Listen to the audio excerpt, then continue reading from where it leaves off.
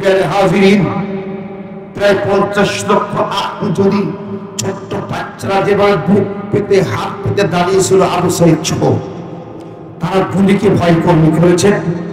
হেলিকপ্টারে গুলি বর্ষণ হয়েছে, তারপর অসহযোগ আন্দোলন ভেঙে পড়েছে। ঠিক না ঠিক? পাইকারি আর গুলি পাখির মতো লাশ আর লাশ তারপর বুক পেতে দিয়েছে।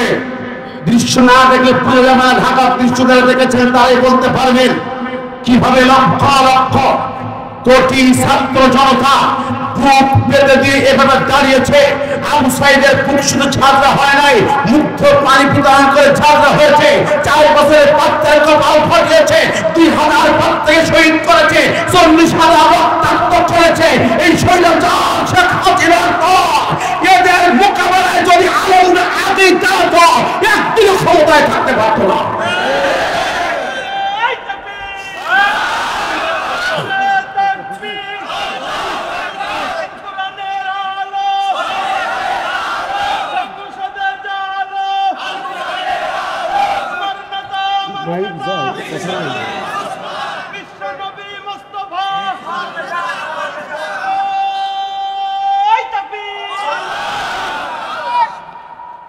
সম্মানিত হাজিরিন, আমি বলছিলাম যাদের আত্মত্যাগের বিনিময়ে আজকে আমরা খোলামেলা পরিবেশে এরকম জান্নাতের বাগান তৈরি করতে পারছি, সেই আবু সাইদ মুগ্ধর জন্য দোয়া করবেন না?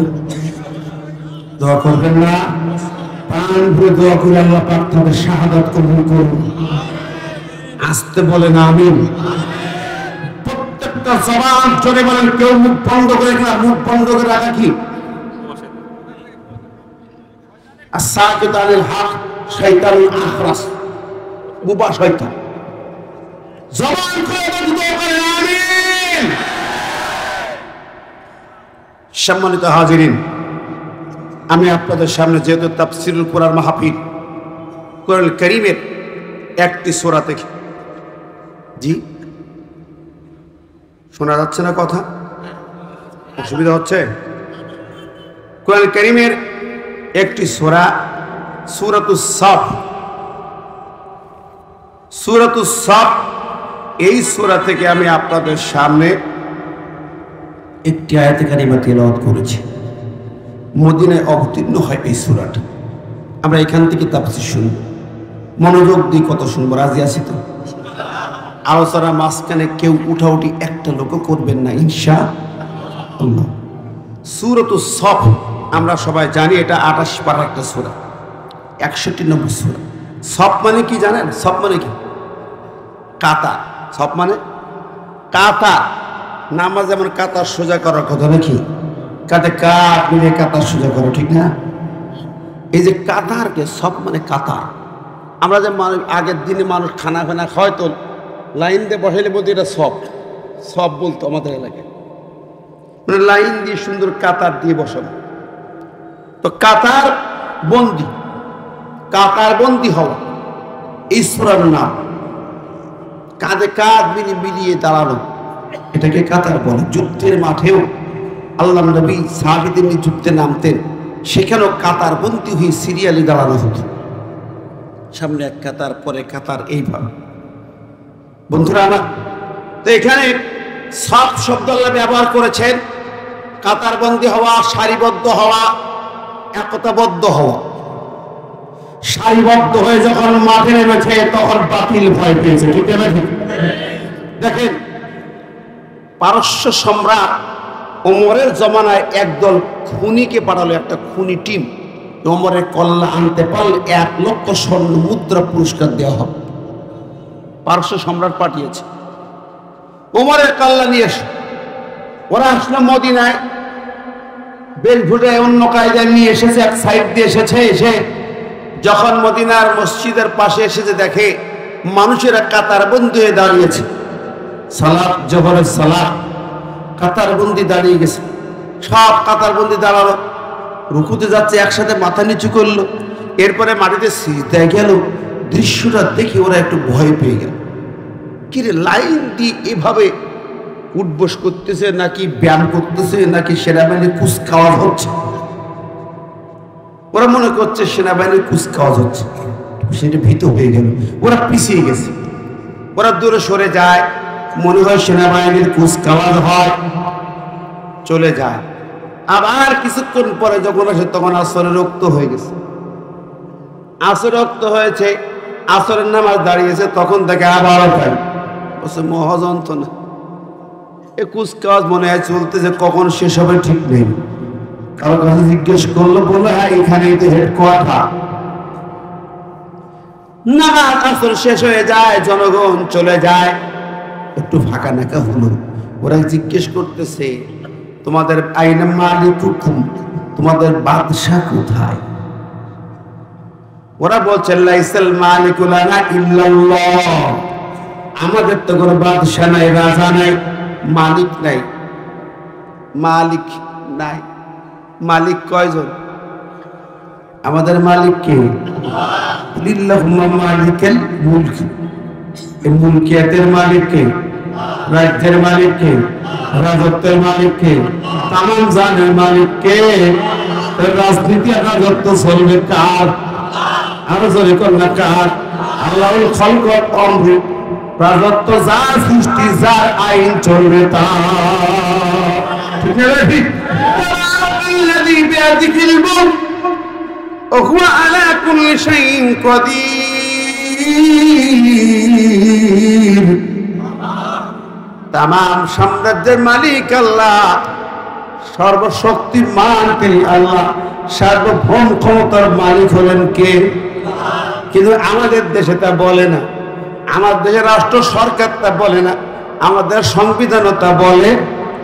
দেশের সংবিধান বলে এই রাজত্ব রাষ্ট্রের মালিকেরা হলো জনগণের। কদিন আগে টক শোতে, তেঁতুল শো, টক শো যেটা হয় বাংলাদেশ, টক শো হয় না, টক টক মিষ্টি ঝাল শো হয় টেলিভিশনে। এক ফৈজল চাচা বলল জনগণ দেশের মালিক, রাষ্ট্রের মালিক, রাষ্ট্রের মালিকদের হাতে ক্ষমতা ফিরাই দিতে হবে, যদি ভোট তাড়াতাড়ি দেওয়া। শোনেন না, দেখেন না আছে ফৈজল পাগলা চিন্তা করে তাড়াতাড়ি জনগণের মালিকের হাতে ক্ষমতা ফিরিয়ে দিই। আরে মালিক কেটা এখানে? যারা বিশ্বাস করে এই দেশের জাতির মালিকানা মানুষের হাতে, ওরা কি মুসলমান না কাফের? সুজা সাতটা বাংলা, মুসলমান না কাফের? পরিমাণ নাই, পরিমাণ বাকি। মুসলমানের খাতার থেকে নাম কাটা। এই জমিন হলো আল্লাহ, জমিন কার? আকাশ কার? বাতাস কার? মালিকানা কার? আল্লাহ ওয়ালাম ইয়াকুন লাহু কুফুয়ান ফিল মুলক ওয়ালাম ইয়াকুন লাহু শারিকুন ফিল মুলক। এই রাজত্বে মালিকানার কোনো শরীক নেই, পার্টনার নেই, আর এক চুল পরিমাণ, শব্দ পরিমাণ মালিকানা নেই। আছে নাকি? ক্ষমতার মালিক যদি মানুষ হবে, তাহলে 16 বছরের দাপটি সরকার প্রধান দিল্লি যেই পালাই আছে কেন? পালাইলো কেন? ঠিক না ভাবি? কাউরা বলতো না খেলা হবে, পালাবো না, এমন পালাইছে কেন? ক্ষমতা কি মানুষের হাতে আছে? ভালো কি বুঝে আছে? জরিকান আছে? নমরুদের হাতে ছিল ক্ষমতা। ক্ষমতা যখন ছিল তখন বসে আল্লাহর সঙ্গে যুদ্ধ করবে, তীর মারিছে আকাশ। নমরুদ তীর মেরেছে আকাশে, আল্লাহকে মারলাম।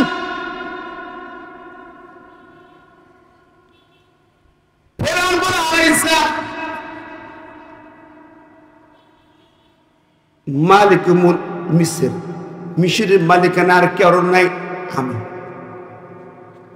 আরে কয় কি সব মালিকানা আমার, পানির সঙ্গে মিশে গেল। ঠিক না? ইতিহাসের পাতা হিসাব করে আসলে মালিকানা কার? কিয়ামতের যখন হবে, হাসরের মাঠে আমরা যখন উঠবো, আমার আল্লাহ পাক নবী বলে গেলেন ইন্না আতবিস সামাওয়াতি ওয়াল আরদি বিয়াদিহি, আসমান আর জমিনকে ভাঁজ করে হাতের মুঠোর ভিতরে নেবে। আসমান, 7 আসমান আর 7 জমিন টোটালটা ভাঁজ করে কাগজের মতো ভাঁজ করা হবে। এইরকম ভাঁজ করে আল্লাহ পাক টোটালটা ভাঁজ করে হাতের মুঠোর ভিতরে নেবেন। নিয়া হাসরের ময়দানে আল্লাহর প্রথম প্রশ্ন জনতার সামনে, তামাম মানবতার সামনে আল্লাহ পাক একটা প্রশ্ন করবেন। প্রথম প্রশ্ন হাসরের মাঠে। সেই প্রশ্নটা কি? আল্লাহ পাক আসমান জমিন কাগজের মতো হাজ করে হাতের মুঠোয় রেখে প্রশ্ন করবেন, লিমানিল মুলকুল ইয়াউম।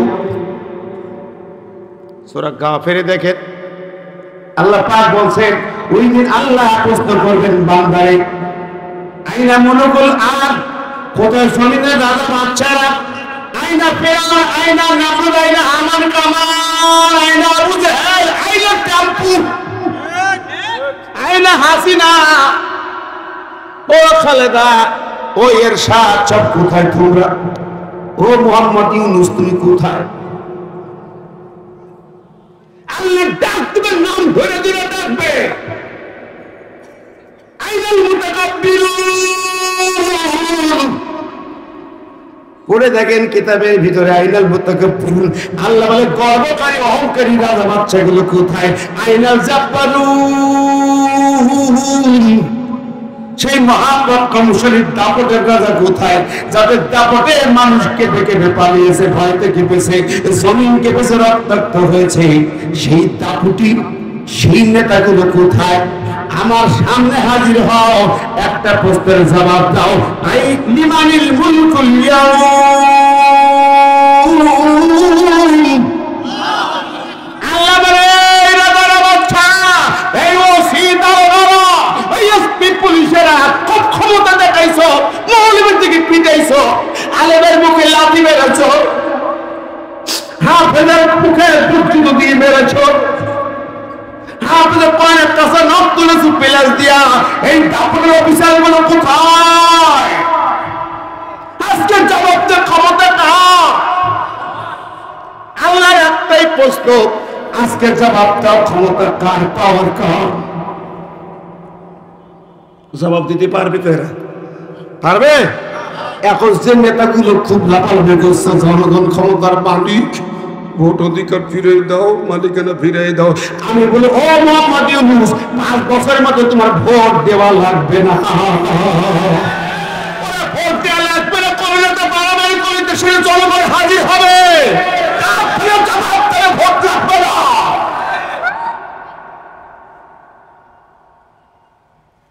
দেশের মালিকের হাতে দেব ক্ষমতা না।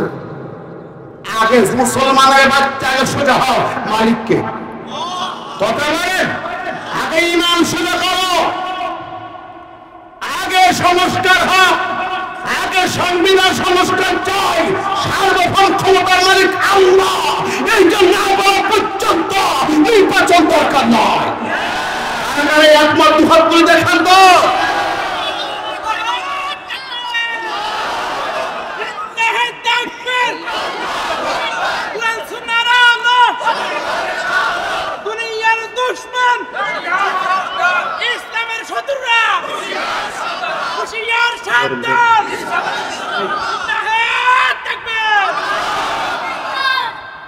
সম্মানিত হাজিরিন,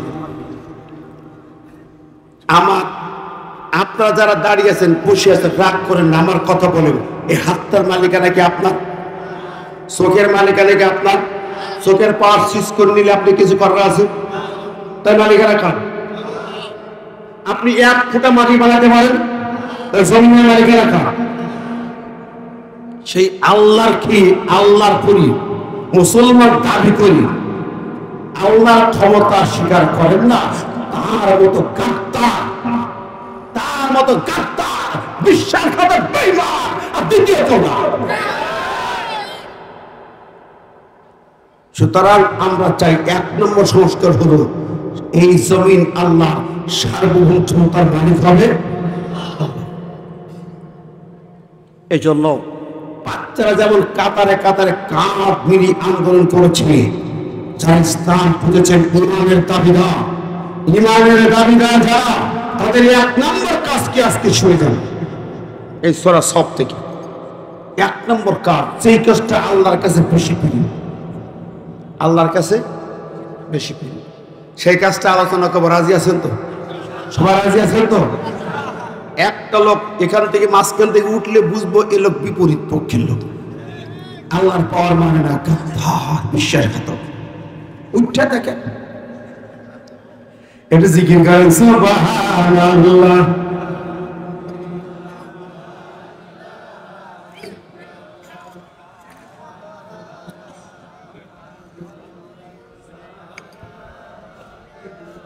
সুবহানাল্লাহ লা ইলাহা সুবহানাল্লাহ লা ইলাহা লা ইলাহা ইল্লাল্লাহ মুহাম্মাদুর রাসূলুল্লাহ। দেখুন প্যারে হাজিরিন, আমার আল্লাহ পাকের কোরআনের সূরা সফ নাযিল হলো মদিনায়। বিশেষ করে যে আয়াত তেলাওয়াত করেছে 4 নম্বর আয়াত, এই আয়াতের বিশেষ শান নজুল আছে। তাফসীরের মূলনীতি হলো শান নজুল আলোচনা করা। কোন প্রেক্ষাপটে এই বক্তব্যটা আল্লাহ দিয়েছেন, ওইটা না বুঝতে তাফসীর বোঝা যাবে না। তো এখন এর ছোট্ট একটি বর্ণনা, নবীজির মদিনার মসজিদে, যেই মসজিদটা এখন তো বিশাল মসজিদ রে বাবা, একসাথে 15 লাখ মানুষ ইফতার করল এ রমজান, একসাথে 15 লাখ। লাস্ট কদরের দিন তো 20 লাখ ছাড়া গেছে। ইফতার হলো এক স্টাইলের প্যাকেটে, একই ইফতার, এই লক্ষ লক্ষ মানুষের দেওয়া হলো, কোনো ডিস্টার্ব নেই, হয়েছে গন্ডগোল নেই। ইফতার শেষ 10 মিনিটের ভিতরে ক্লিন নামাজ হচ্ছে, একটা ফোঁটা ময়লা খুঁজি পাবেন। সুবহানাল্লাহ। আমার দেশে 1 লাখ লোকের ইফতার দিতে গেলে আমাদের এক ভাই বলতেছে, ভাই একটা খিচুড়ি রেন্দি মারামারি। চিন্তা কর কি পরিবেশ আল্লাহ দিচ্ছেন। এই মসজিদের মূল যে জায়গা নবীর সময় ছিল, যেটা এখন রিয়াজুল জান্নাত, ওই জায়গায় নামাজ পড়তে এখন অ্যাপসে অনলাইনে টিকিট কেটে দেয়, ঢুকতে হয়, অনুমোদন নেই। আমি একটা হাদিস পড়তেছি, এদিকে আল্লাহ রে, আল্লাহ নবীর সাহাবীরা বলে গেলেন সেই জামানা মসজিদ থেকে একদিন বয়ান করতে করতে বলছে 1 লক্ষ ছাত্র না হাদিস শুনছে। বলছে শোনো, এই মদিনার মসজিদের ভিতরে এমন একটা প্লেস আছে, জায়গা আছে, সেই জায়গায় 2 রাকাত নামাজের সিজদার এত দাম, এত মর্যাদা, যদি তোমরা জানতে তাহলে ওখানে নামাজ পড়ার জন্য টিকিট কাটতে, লটারি কাটতে। আর আমরা হাদিস সাধন প্রথম লটারি কথাবার্তা বলি, কাজের কথা। হজে যখন প্রথম গেছি 20 বছর আগে, তখন ঢুকছি, প্রতি মুহূর্তে ঢুকছি রিয়াজুল জান্নাতে, এরকম তো কিছু বুঝি না। এই কথা বললো কেন? এই 3 বছর ধরে বুঝতেছি যে লটারি কাটতে হবে, সত্যি তো তাই, এখন লটারি কাটতে হচ্ছে। আল্লাহু আকবার। হাদিসের ভাষা অক্ষরে অক্ষরে মিলে যায়, সাইন্টিফিক। আমার প্রিয় ভাইরা, আমি সেদিক লম্বা যাব না, বলছিলাম ওই মদিনার মসজিদ ছোট্ট জায়গা, হাদিসে আসছে, ওই জায়গায় হাদিসটা লেখা আছে, নবী সাল্লাল্লাহু আলাইহি ওয়াসাল্লাম মা বাইনা বাইতি ওয়া মিম্বরি রাউযাতুম মিন রিয়াজিল জান্নাহ। নবী বললেন, ওখানে দেখবেন লেখা আছে আমার ঘর। নবী যেই ঘরটা এখন তার রওজা, ওইটাই ছিল মা আয়েশার ঘর। নবীজি মা আয়েশার ঘর ওখানে বেশি কাটিয়েছেন। বলছে আমার মা বাইনা বাইতি, আমার ঘর, আর আমার মেম্বার যেখানে খুতবা দেয়, আমার ঘর আর আমার মেম্বার, এই বিয়ের মাঝখানের জায়গাটা রাউযাতুম মিন রিয়াজিল জান্নাহ। জোরে বলেন সুবহানাল্লাহ। এই অংশটুকু আমার ভাইরা, বন্ধুরা, নবীজিকে ওই ঘরে দাফন করা হয়েছে। এই রিয়াজুল জান্নাত ছোট্ট মসজিদ, খেজুর গাছের খুঁটি আর খেজুর পাতা দিয়ে তার ছাউনি ছিল, আর এখন তো সোনা দানা দিয়ে ভরা। এই খেজুর গাছের খুঁটি আর খেজুর পাতার ছাউনি, ছোট্ট মসজিদ খানার মধ্যে নামাজ কালাম বন্দী হয়, লোক বেশি হলে বাইরে দাঁড়িয়ে যায়। নবীজির একদল সাহাবী, আলেম ওলামা সাহাবী বেশ কয়েকজন মিলে আলোচনা করতেছে। নবীজির কাছে একটু জানতে চাই, ওরা পরামর্শ করতেছেন। অনেক যুদ্ধ হলো, মক্কা বিজয় হলো, এখন তো শানের জমানা, একটু নবীর কাছে একটা জানার ইচ্ছা। আমরা জানতে চাই আইকুল আমালি আহাব্বু ইলাল্লাহ। প্রশ্নটা হলো, ওরা নিজেরা আলোচনা করতে নবীর কাছে একটা প্রশ্ন করা দরকার। আইকুল আমালি আহাব্বু ইলাল্লাহ। নবীজি যুদ্ধ বিগ্রহ শেষে হলো, ইসলাম বিজয় হলো, বিজয় পতাকা উত্তীর্ণ হয়েছে সোনার মদিনা, ইসলামী স্টেট কায়েম হলো। এখন তো আমরা অনেকটা ফ্রি। এখন জানতে চাই নবীর কাছে, জানতে চাই, নিজেরা পরামর্শ করতেছেন নবীর কাছে জানতে চাই আইকুল আমালি আহাব্বু ইলাল্লাহ। এখন এমন কোন আমল করব যেই আমলটা আল্লাহর কাছে আহাব্বু, সবচেয়ে বেশি প্রিয়। সুবহানাল্লাহ। আহাব্বু ইসমে তাফজিলের শিকার, আফজাল সুপারলেটিভ ডিগ্রি, ভাবটা আহাব্বু সবচেয়ে বেশি প্রিয়, সর্বাপেক্ষা প্রিয়। যত আমল থাক এটা বেশ একেবারে আল্লাহর কাছে এক নম্বর প্রিয় আমল। সে আমলটা কি? এই প্রশ্নটা নবীর কাছে করা দরকার। সাহাবীরা পরামর্শ করছে যে নামাজ বেশি ভালো, প্রিয়। অন্যটা একটা একটা চিন্তা ভাবনা করে কোনটা বেশি প্রিয় হবে, কি আমল করলে আল্লাহ বেশি খুশি হবে। নবীর কাছে এটা জানা যায় কিনা, প্রশ্ন করা যায় কিনা। সাহাবীরা অনেকেই বলছে আমি পারবো না, ওখানে না আমি পারবো না, আমার সাহস নেই। সবাই অপারগতা প্রকাশ করতেছে। আজান হয়ে গেল, নামাজে দাঁড়াবে। নবীজি ঘর থেকে বের হয়ে এলেন, নামাজের সামনে সাহাবীরা, তোরা কি আলোচনা করছো আমি সব জেনে ফেলেছি। আল্লাহু আকবার। নামাজ দাঁড়িয়ে গেল, আমি নবী জেনেছি তোমরা কি আলোচনা করেছো, সব আমার নলেজে চলে এসেছে। নামাজ হয়ে যাক। নামাজ হওয়ার পরে, সালাতের পরে বিশ্বনবী সাহাবীদের দিকে মুখ করে তিনি কথা বলতেন। সাহাবীদের বলতেছেন, সাহাবীরা তোমরা আমি সলা পরামর্শ করেছো আমার কাছে একটা প্রশ্ন করার জন্য। প্রশ্ন আইকুল আমালি আহাব্বু ইলাল্লাহ। সাহাবীরা তো মাথা নিচু করেছে, চোখ মুখ ফ্যাকাশে হয়ে গেল। আল্লাহ, আমরা গোপনে গোপনে কথা বললাম, নবীর কাছে চলে গেল, বেকায়দা পড়ে গেল, লজ্জিত ভাবে মাথা নিচু করে বসে আছে। সূরা আরাফের 176 নম্বর আয়াত, আমি যেটা বলছি মাসালু ফামাসালু কামাসালিল কাব, এটা বলা হয়েছে আলেমদের সাথে, বালাম ইবনে পাওরার সাথে বলা হয়েছে বলে আল্লাহ ফাকসুসিল কাসাসা লাআল্লাহুম ইয়াতাফাক্কারুন। কিয়ামত পর্যন্ত তোমার আলেম সমাজ এই প্রবণতা ধুবি, আলেম হয়ে যদি সালেমের পিছনে সাথে দুনিয়ার স্বার্থে ঈমান আমল বিক্রি করে, ইসলামের বিরুদ্ধে বিষোৎকার করে, যারা তাদের পক্ষ অবলম্বন করে, তারাই হলো কুত্তা। কে বলেছেন? আমার কথা না, আমার পর রাগ করলাম নাই, আমি শুধু কোরআন আয়াত শুনে দিচ্ছি। ঠিক না? ঠিক জোরে বলেন। প্র্যাকটিক্যালি এই দেশের এই দুই শ্রেণীর আলেমদের শীর্ষে দাঁড়ায় যারা এই জাতীয় কাম করেছেন, তাদের কারণেই এদেশের ওলামায়ে হাজরাতটা সোজা হয়ে যাওয়াতে পারেনি। জোরে বলেন, আরো জোরে। ও ভাই ও বন্ধুরা, প্রিয় হাজিরিন, প্রায় 50 লক্ষ যদি ছোট্ট বাচ্চারা যেভাবে বুক পেতে হাত পেতে দাঁড়িয়েছিল আবু সাইদ সহ, তারা গুলিকে ভয় করেছে, হেলিকপ্টারে গুলি বর্ষণ হয়েছে, তারপর অসহযোগ আন্দোলন নেমে পড়েছে। ঠিক না? ঠিক। পাইকারি আর গুলি পাখির মতো লাশ আর লাশ, তারপর বুক পেতে দিয়েছে। দৃশ্য না দেখলে পুরো জামা ঢাকার দৃশ্য যারা দেখেছেন তারাই বলতে পারবেন কিভাবে লক্ষ লক্ষ কোটি ছাত্র জনতা বুক পেতে দিয়ে এভাবে দাঁড়িয়েছে। আবু সাইদের বুক শুধু ছাড়া হয় নাই, মুগ্ধ পানি প্রদান করে ছাড়া হয়েছে।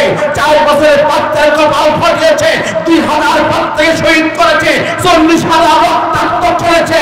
এই স্বৈরাচার শেখ হাসিনার পর এদের মোকাবেলায় যদি আলেমরা আগে দাঁড়াতো, একদিনও ক্ষমতায় থাকতে পারতো না।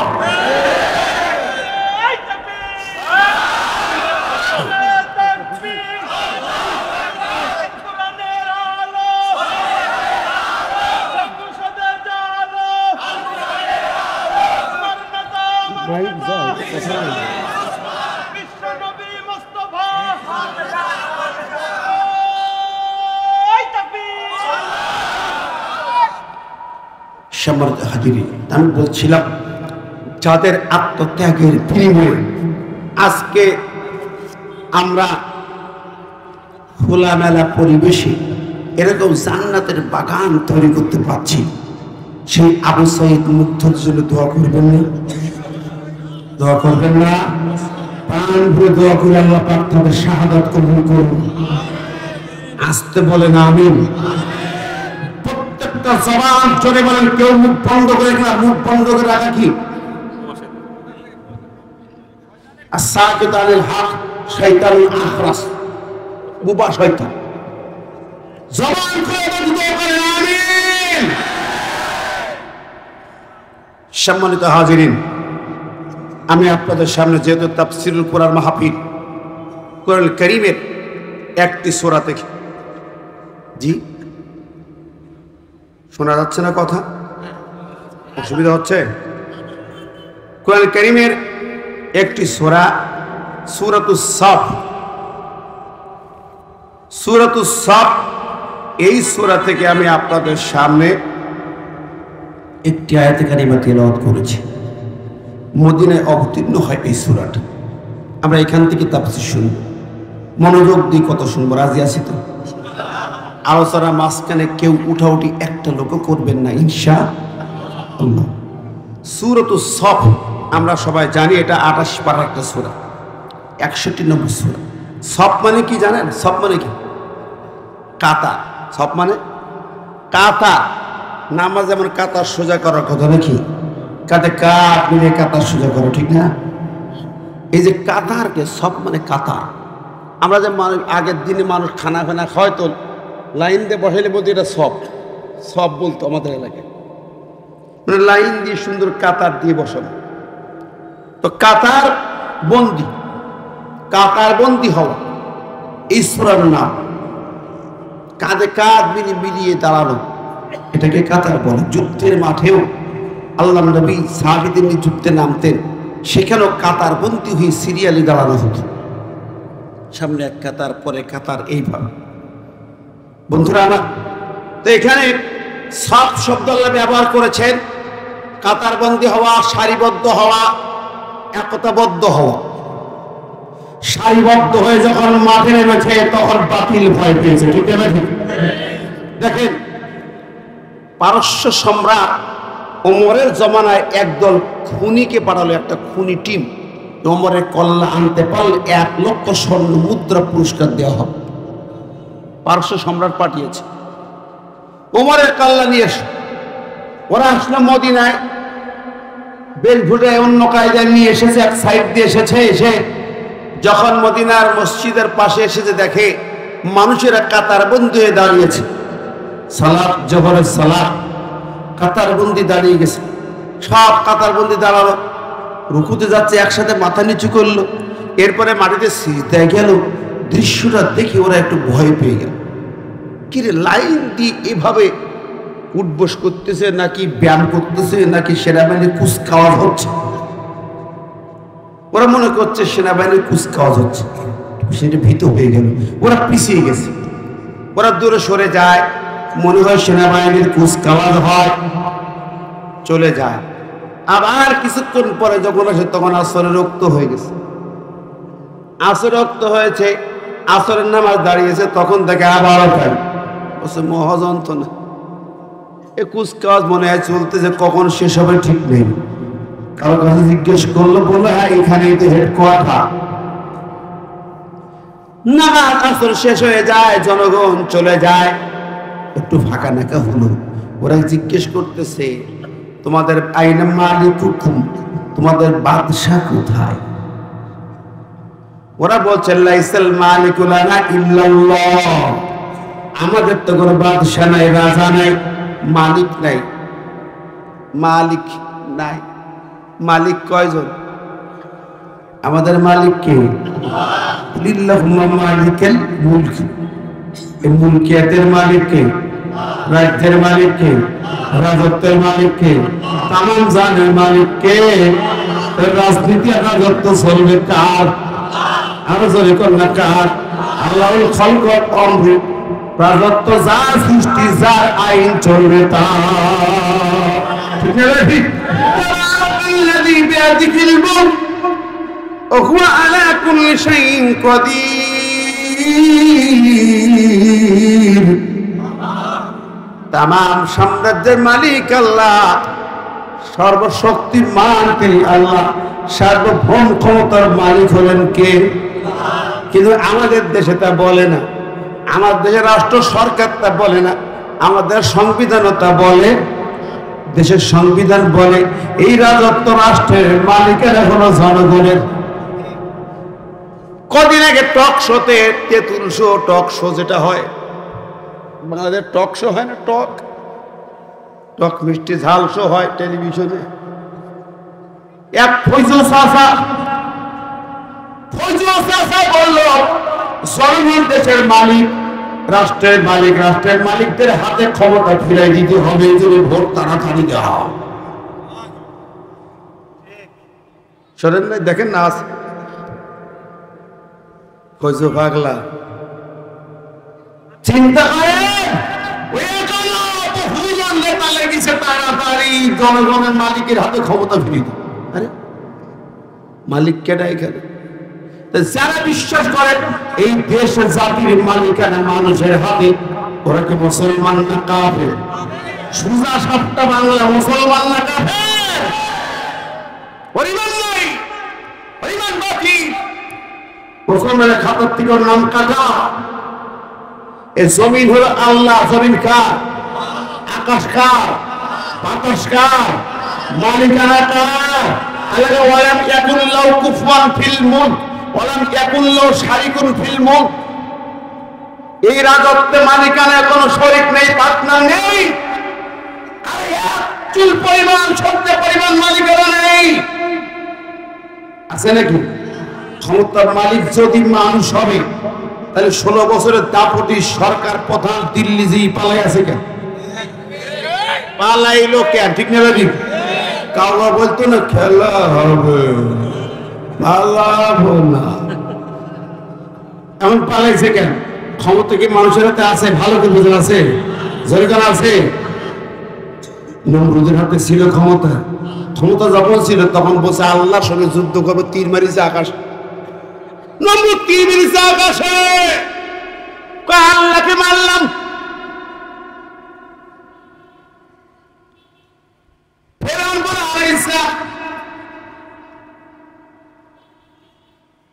মালিক মিশরের মালিকানা আর কেউ নাই আমি আরে কয় কি সব মালিকানা আমার পানির সঙ্গে মিশে গেল ঠিক না ইতিহাসের পাতা হিসাব করে আসলে মালিকানা কার কার যখন হবে আসলে মানে আমরা যখন উঠবো আমার আল্লাহ পাক নবী বলে গেলেন ইন্না আতবিস সামাওয়াতি ওয়াল আরদি আসমান আর জমিনকে ভাঁজ করে হাতের মুঠোর ভিতরে নেবেন আসমান সাত আসমান আর সাত জমিন টোটালটা ভাঁজ করে কাগজের মতো ভাঁজ করা হবে এই রকম ভাঁজ করে আল্লাহ পাক টোটালটা ভাঁজ করে হাতের মুঠোর ভিতরে নেবেন নিয়া হাসরের ময়দানে আল্লাহর প্রথম প্রস্তুত জনতার সামনে तमाम মানবতার সামনে আল্লাহ পাক একটা প্রশ্ন করবেন প্রথম প্রশ্ন হাসরের মাঠে সেই প্রশ্নটা কি আল্লাহ পাক আসমান জমিন কাগজের মতো হাজ করে হাতের মুঠোয় রেখে প্রশ্ন করবেন লিমানিল মুলকুল ইয়াউম সূরা গাফিরে দেখেন আল্লাহ পাক বলছেন ওই দিন আল্লাহ প্রশ্ন করবেন বান্দারে আইনা মুলকুল আরদ কোথায় জমিনের রাজা বাদশারা আইনা ফেরাউন আইনা নামরুদ আইনা আমান কামান আইনা আবু জাহেল আইনা টাম্পু আইনা হাসিনা ও খালেদা ও এরশাদ সব কোথায় তোমরা ও মুহাম্মদ ইউনূস তুমি কোথায় আল্লাহ ডাক দিবে নাম ধরে ধরে ডাকবে আইনাল মুতাকাব্বিরুন পড়ে দেখেন কিতাবের ভিতরে আইনাল মুতাকাব্বিরুন আল্লাহ বলে গর্বকারী অহংকারী রাজা বাদশাগুলো কোথায় আইনাল জাব্বারুন সেই মহাপরাক্রমশালীর দাপটের রাজা কোথায়, যাদের দাপটে মানুষকে দেখে পালিয়েছে, ভয়তে কেঁপেছে, জমিন কেঁপেছে, রক্তাক্ত হয়েছে, সেই দাপুটি সেই নেতাগুলো কোথায়? আমার সামনে হাজির হও, একটা প্রশ্নের জবাব দাও। আই লিমানিল মুলকুল ইয়াউম,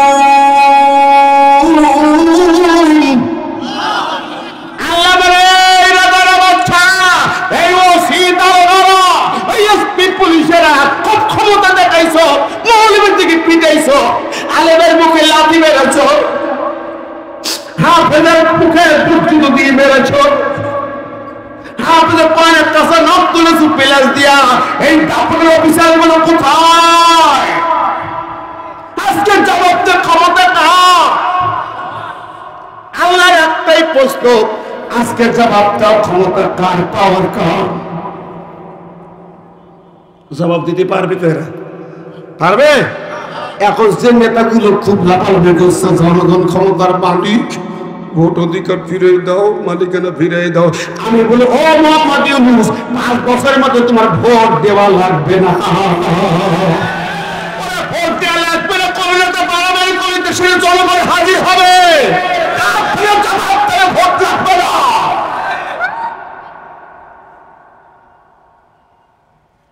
দেশের মালিকের হাতে দেব ক্ষমতা না? আগে মুসলমানের বাচ্চা, আগে সোজা হও মালিককে, কথা বলেন, আগে ইমাম সোজা করো, আগে সংস্কার হোক, আগে সংবিধান সংস্কার চাই, সার্বভৌম ক্ষমতার মালিক আল্লাহ, এই জন্য বলা পর্যন্ত নির্বাচন দরকার নয়। একমত দুহাত করে দেখান তো।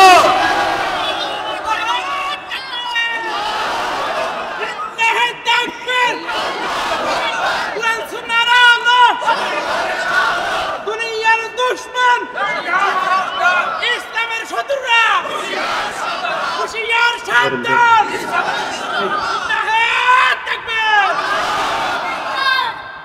সম্মানিত হাজিরিন, আপনারা যারা দাঁড়িয়ে আছেন, বসে আছেন, রাগ করেন না, আমার কথা বলেন। এই হাতটার মালিকানা কি আপনার? চোখের মালিকানা কি আপনার? চোখের পাওয়ার সুইচ করে নিলে আপনি কিছু করার আছে, তাই মালিকানা কার? আপনি 1 ফুটা মাটি বানাতে পারেন, জমিনের মালিকানা কার? সেই আল্লাহর কি আল্লাহর করি, মুসলমান দাবি করি, আল্লাহর ক্ষমতা স্বীকার করেন না, তার মতো গাদ্দার, তার মতো গাদ্দার, বিশ্বাসঘাতক বেঈমান আর দ্বিতীয় কেউ না।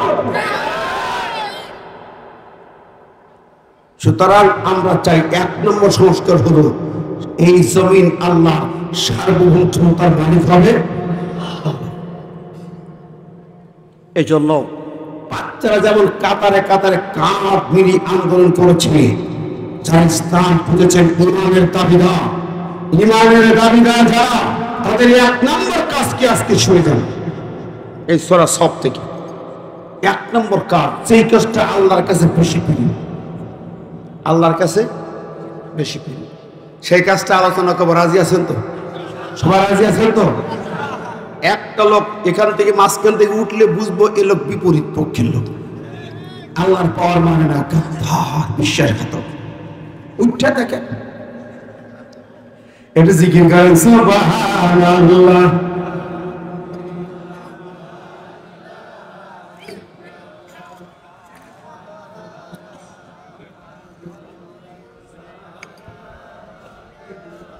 সুবহানাল্লাহ, লা ইলাহা, সুবহানাল্লাহ, লা ইলাহা, লা ইলাহা ইল্লাল্লাহ মুহাম্মাদুর রাসূলুল্লাহ। দেখুন প্যারে হাজিরিন, আমার আল্লাহ পাকের কোরআনের সূরা সফ নাদিল হলো মদিনায়, বিশেষ করে যে আয়াত তেলাওয়াত করেছে 4 নম্বর আয়াত, এই আয়াতের বিশেষ শান নজুল আছে। তাফসীরের মূলনীতি হলো শান নজুল আলোচনা করা।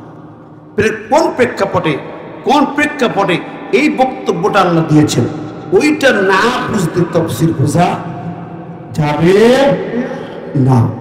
তো এখন এর ছোট্ট একটি বর্ণনা, নবীজির মদিনার মসজিদে, যেই মসজিদটা এখন তো বিশাল মসজিদ রে বাবা, একসাথে 15 লাখ মানুষ ইফতার করল এ রমজান, একসাথে 15 লাখ। লাস্ট কদরের দিন তো 20 লাখ ছাড়া ইফতার হলো, এক স্টাইলের প্যাকেটে একই ইফতার, এই লক্ষ লক্ষ মানুষের দেওয়া হলো, কোন ডিস্টার্ব নেই, হয়েছে গন্ডগোল নেই। ইফতার শেষ 10 মিনিটের ভিতরে ক্লিন নামাজ হচ্ছে, একটা ফোঁটা ময়লা খুঁজি পাবেন। সুবহানাল্লাহ।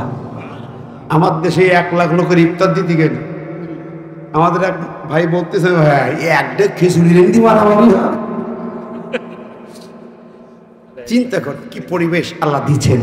এই মসজিদের মূল যে জায়গা নবীর সময় ছিল, যেটা এখন রিয়াজুল জান্নাত, ওই জায়গায় নামাজ পড়তে এখন অ্যাপসে অনলাইনে টিকিট কেটে দেয়, ঢুকতে অনুমোদন নেই। আমি একটা হাদিস পড়তেছি, এদিকে আল্লাহ রে, আল্লাহ নবীর সাহাবীরা বলে গেলেন সেই জামানা, মাইফিসিদ থেকে একদিন বয়ান করতে করতে বলছে 1 লক্ষ ছাত্র না হাদিস শুনছে, বলছে শোনো, এই মদিনার মসজিদের ভিতরে এমন একটা প্লেস আছে, জায়গা আছে, সেই জায়গায় 2 রাকাত নামাজ আর সিজদার এত দাম, এত মর্যাদা, যদি তোমরা জানতে তাহলে ওখানে নামাজ পড়ার জন্য টিকিট কাটতে, লটারি কাটতে। আর আমরা হাদিস সাজানোর প্রথম লটারির কথাবার্তা বলি, কাজের কথা।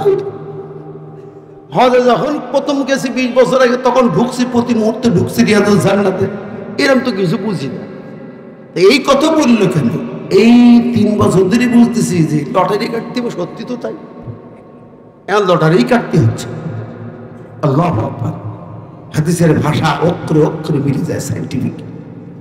আমার প্রিয় ভাইরা, আমি সেদিক লম্বা যাব না, বলছিলাম ওই মদিনার মসজিদ ছোট্ট জায়গা, হাদিসে আসছে, ওই জায়গায় হাদিসটা লেখা আছে, قال النبي صلى الله عليه وسلم ما بين بيتي ومنبري روضة من رياض الجنة। নবী বললেন, ওখানে দেখবেন লেখা আছে আমার ঘর। নবী যেই ঘরটা এখন তার রওজা, ওইটাই ছিল মা আয়েশার ঘর। নবীজি মা আয়েশার ঘর ওখানে বেশি কাটিয়েছেন। বলছে আমার মা বাইনা বাইতি, আমার ঘর আর আমার মেম্বার যেখানে খুতবা দেয়, আমার ঘর আর আমার মেম্বার, এই দুয়ের মাঝখানের জায়গাটা রাওযাতুম মিন রিয়াজিল জান্নাহ। জোরে বলেন সুবহানাল্লাহ।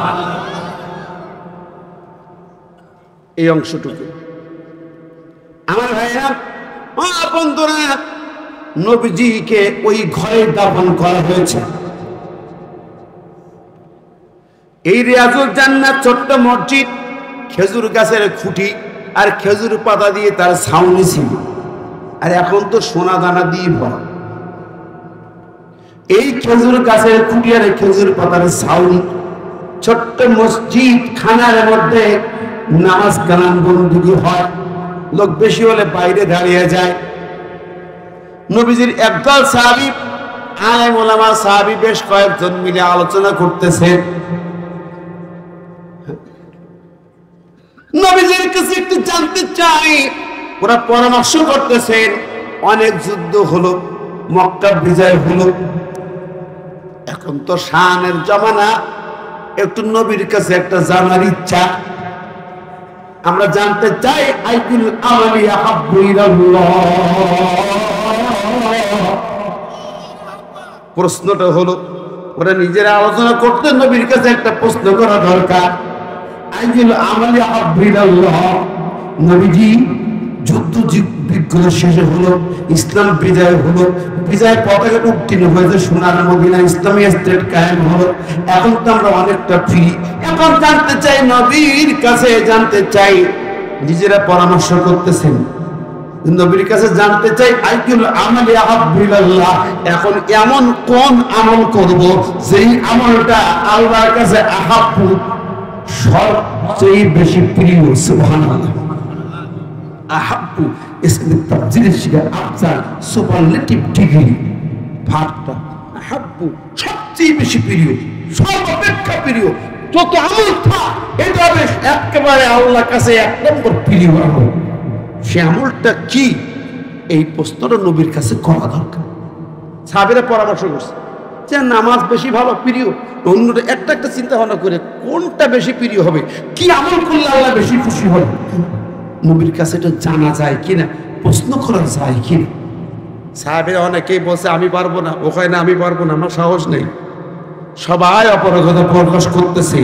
আজান হয়ে গেল, নামাজে দাঁড়াবে, নবীজি ঘর থেকে বের হয়ে এলেন নামাজের সামনে। এবার সাহাবীরা, তুমি কি আলোচনা করছো আমি সব জেনে ফেলেছি। আল্লাহু আকবার।